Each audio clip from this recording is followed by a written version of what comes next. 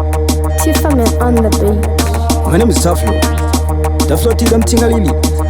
Yo big up Tifa. The boy them shit out. I don't know. I'm when there's some sama muno.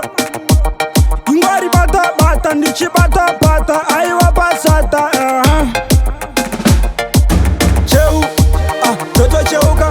Tinga takse neiko kucheuka. Imi maka teka shinoti laita. Tine ma feelings toto laika. Cheu, toto cheuka. Tinga takse neiko kucheuka. Imi maka teka shinoti laita. Tine ma feelings toto laika. Teke murume waseka ka ati atori neka tati nenge yarova hati vangona pasketi kumanyisa fungwa overreact confusion zinoita west calculate them skinny takutoda resi senge imimi manini mune beauty mini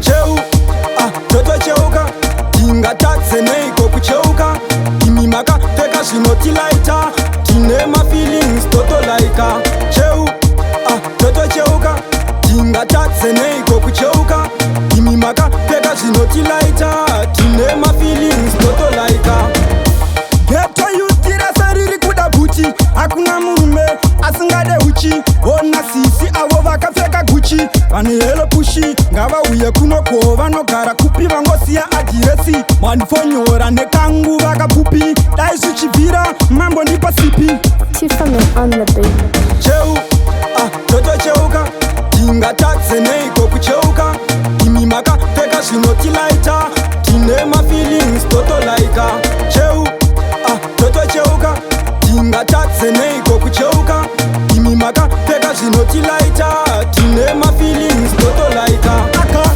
teke murume waseka ka ati atori neka tati nenge yarova hati vangona pasketi kumanyisa fungwa overreact confusion zinoita west calculate them skinny takutoda resi senge imimi manini mune beauty mini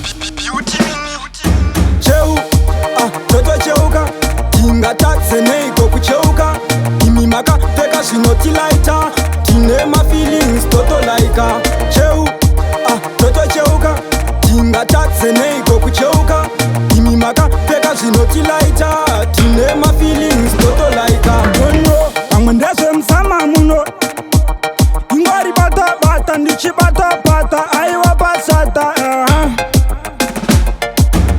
Tiffany on the beat.